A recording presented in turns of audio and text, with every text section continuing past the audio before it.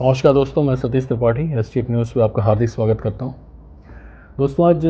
अजीबोगरीब न्यूज़ आया। ये ब्रेकिंग है, ये बहुत बड़ा ब्रेकिंग आ रहा है। अजीबोगरीब तो मैं बोल रहा हूँ क्योंकि मेरे लिए तो ये बहुत ही शॉकिंग है और शायद आप लोग भी सुनेंगे तो आप लोगों के लिए भी शॉकिंग है, क्योंकि हिंदुस्तान के इतिहास में एक पार्टी, एक राजनीतिक पार्टी जिस ढंग से एंट्री लेती है ईमानदारी का एक चोगा पहन के, टोपी के रूप में, वैसा टोपी पहना कि उसने पूरे हिंदुस्तान को टोपी पहना दिया। एक ईमानदारी का टोपी लेकर के वो व्यक्ति चला कि हाँ जी, मैं आपके बीच से निकला हुआ एक आम आदमी हूँ जी, आम आदमी पार्टी की मेरी सरकार है जी, और हम सारे लोग बस समझ लीजिए जैसे आप ज़िंदगी जी गुजर बसर कर रहे हैं वैसे हम भी करेंगे, जैसे आप रहते हैं वैसे हम भी रहेंगे,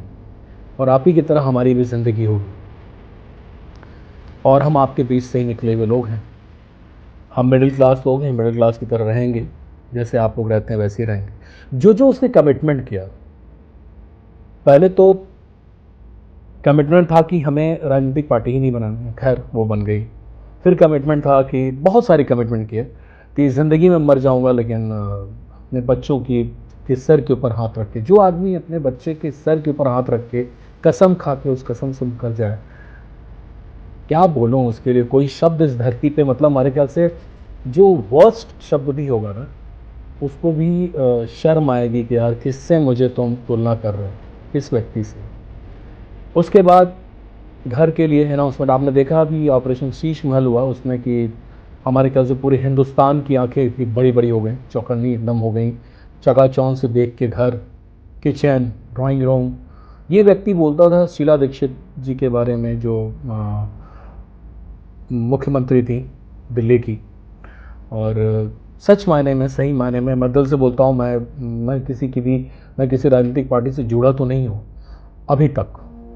लेकिन विचारधारा किसी किसी से मिलती है जो कि देश के लिए कुछ सोचता है, कुछ करता है, तो उसके साथ विचार मिलते हैं, तो हो सकता है कुछ सपोर्टिव बातें निकल जाती होंगी। वरना जो व्यक्ति इस देश के लिए कुछ भी करता है, अच्छा करता है, उसके लिए हमारे दिल से हमेशा, मतलब जिसे कह सकते हैं कि एक समर्थन, एक सपोर्ट ही मिलता है। शीला दीक्षित जी के लिए मेरे मन में भी वही भाव है। उन्होंने दिल्ली की, हमारे देश की राजधानी में बहुत तरक्की की, बहुत सारी चीज़ों में उनकी देन है, और उनके लिए ये आदमी, उनके करप्शन से ये हाथ में मोटी मोटी ये ऐसे फाइल लेके घुमाता था, और बोला करता था कि ये इनसे बड़ा चोर कोई नहीं हुआ, और ये इन्होंने जो है ये अपने बाथरूम में भी एसी लगाई हैं, यहाँ भी लगाई हैं, आम आदमी के पैसे से। कहाँ से इनके घर में बाथरूम में भी एसी लगा हुआ, आम आदमी के पैसे से आया हुआ, ये सब सारी चीज़ें हैं। आज देखिए उस आदमी को, वो आदमी सबसे बड़ा, हमारे ख्याल से हिंदुस्तान में इतना खूबसूरत, इतना अच्छा घर बहुत रेयर लोगों का होता होगा जितना अच्छा घर उसने अपने लिए बनवाया है। 8-8 लाख के पर्दे हैं, क्या बोलूँ, बाकी सब तो बहुत ऊपर की चीज़ें होंगी। आज उसी से जुड़ी एक बात बता रहा हूँ, उसी उसी पार्टी, आम आदमी पार्टी के एक नेता, जो कि मनीष सिसोदिया के अंदर जाने के बाद, और शराब भारद्वाज के अंदर, अरे सॉरी, मनीष सिसोदिया के अंदर जाने के बाद उनको एक कार्यभार सौंपा गया, उनको बनाया गया पूरा, कई मंत्रालय उनको सौंपे गए, और वो भाई साहब आनंद फानंद में एकदम कि मैं क्या अपने मालिक के लिए क्या कर दूँ। और तो उन्होंने तुरंत जो है वहाँ के एक, ये घटना है, मैं मेरे पास है ये पूरी, ये रिपोर्ट एक आई हुई है कि ये 15 मई की रात को इन्होंने पहले फ़ोन किया उसको, वहाँ के जो असिस्टेंट विजिलेंस के डायरेक्टर, असिस्टेंट डायरेक्टर हैं, उनको इन्होंने फ़ोन किया, उस बुनियाद सिंह जी को। तो बुनियाद सिंह जी को फ़ोन किया इन्होंने, और फ़ोन करके बोला कि देखो, ये जो वाई बीबी विजय राज शेखर जी, जो आपके विजिलेंस सेक्रेटरी हैं दिल्ली गवर्नमेंट की वजह से, जिनसे कि सारा पावर छीन लिया गया, सारा कार्यभार इनको सबसे पहले छीन के इनको हटाया गया, क्योंकि वही नकेल कसे थे, वही सारी फाइल इनकी लेके बैठे हुए थे शराब घोटाले वाले। तो उसने ऑर्डर दिया उनको, जो इनके मतलब नीचे के अधिकारी हैं, असिस्टेंट डायरेक्टर को, बुनियाद सिंह जी को, कि देखो ऐसा है कि जो YVV विजय राजशेखर जी के रूम की, जो कि रूम नंबर था 403, विजिलेंस जो सेक्रेटरी है उनका कमरे का नंबर है 403, उस कमरे की कोई भी फाइल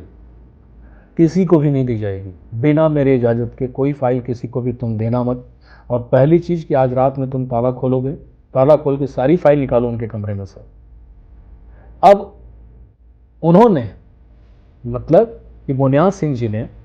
शेखर जी को, विजय शेखर जी को फ़ोन किया रात को 9:14 के आसपास कि भाई देखिए ऐसा है कि सर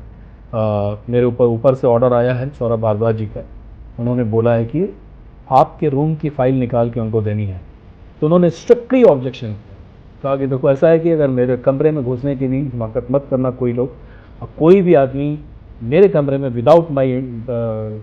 परमिशन कोई आदमी एंट्री नहीं लेगा। कोई कि सर इससे कुछ नहीं होने वाला है, ये ऑर्डर सौरभ भारद्वाज जी का उन्होंने दिया हुआ है तो मैं कुछ भी नहीं कर सकता। रात को 3 से 4 बजे के बीच में उनके कमरे के ताला तोड़वाया गया, और तोड़वा करके ये जो कि YVV विजय राजशेखर जी ने, ये जो वहाँ के वहाँ के जो विजिलेंस सेक्रेटरी हैं, उन्होंने बोला कि रात को 3 से 4 के बीच में मेरे कमरे का ताला तोड़वा करके और सारी फाइल या तो उसकी कॉपी की गई या उस फाइल को सबको नष्ट कर दिया गया। मतलब कि सारे जो सबूत हैं, जो घोटाले से रिलेटेड सारे सबूत हैं, उसको सौरभ भारद्वाज जी ने नष्ट करवा दिया। ये जो विजय राजशेखर जी ने उनके ऊपर ये इल्ज़ाम लगाया, इसकी रिपोर्ट उन्होंने होम मिनिस्ट्री को दी है, LG को दी है, और उसको भी दिया है क्या कहते हैं, नेशनल क्राइम ब्यूरो को, NCB को भी दिया है। तो उसको भी दिया है उन्होंने मतलब 3 जगह पे लिखित दिया है, कंप्लेंट किया है कि मेरे कमरे के ताले को तोड़ करके सौरभ भारद्वाज जी ने जो कमरे की जो टोटल जो इन लोगों की करतूतों की जो फाइल है, उस फाइल को नष्ट किया है। ये एक बहुत बड़ा एलिगेशन है। अगर दोस्तों आज की डेट में आप सोचोगे, अब आपकी आंखें खुल जाएंगी कि अब आप देखो हिंदुस्तान के इतिहास में आज तक किसी राजनीतिक पार्टी ने आज तक इस तरह का कार्य करने की हिम्मत की, कभी कोशिश की, हिम्मत की, किसी ने इतनी हिम्मत नहीं है। मगर इस आदमी के अंदर है, ये कुछ भी कर सकता है, इस पार्टी में कुछ भी कर सकते हैं ये लोग। अगर दोस्तों ये चीज़ प्रूफ हो गई और सारी चीज़ें, सारा अगर इसका एविडेंस है, सब कुछ आ गया, तो मैं अब ये आप लोगों के ऊपर और देश के, हम तो बोलते हैं कि अब हमारे देश के जो माननीय जो सुप्रीम कोर्ट है, न्यायालय है, जो कि हर चीज़ों में ऑलमोस्ट हमारे ख्याल से लगभग हर चीज़ में उनके अपने ऑब्जेक्शंस होते हैं और वो लोग आते हैं और आगे बढ़ के खुद से ही अपने अपने विचार प्रकट करते हैं। तो मैं इस पर उनसे भी मेरा रिक्वेस्ट है और सविनय निवेदन है, हाथ जोड़ के निवेदन है कि हे महामहिम जी, अब आप इस पे क्या करेंगे? अगर ये बात है, अगर ये बात सच है, जो YVV विजय राजशेखर जी ने ये एलिगेशन लगाया सौरभ भारद्वाज पे, ऐसे व्यक्ति को तो हमको लगता है कि इसको कुछ जेल से बाहर कभी आना ही नहीं चाहिए। अगर ये प्रूफ हो गया तो बाकी सब ऊपर वाले के हाथ में। भैया इस देश में कुछ भी हो रहा है, कुछ भी हो सकता है। आप देख लो ना, कहीं कंडीशन, अभी कर्नाटक का न्यूज़ लेकर मैं आपके पास आऊँगा। कर्नाटक में क्या कंडीशन, देखो ये बंदर बांट गिद्धों की राजनीति है। कंडीशन ऐसी है कि इन सबों को एक राज्य मिल रहा है, कहीं से भी पागलों की तरह टूट पड़ रहे हैं, सिर फुटअव्वल हो जा रहा है कि मैं गद्दी पे बैठूंगा। तो आप सोचो अगर ये सारे गिद्ध एक साथ मिल जाएंगे, इस देश का क्या बंटाधार करेंगे, इसके ऊपर मैं कल लेकर न्यूज़ आऊँ। तब तक के लिए नमस्कार, थैंक यू।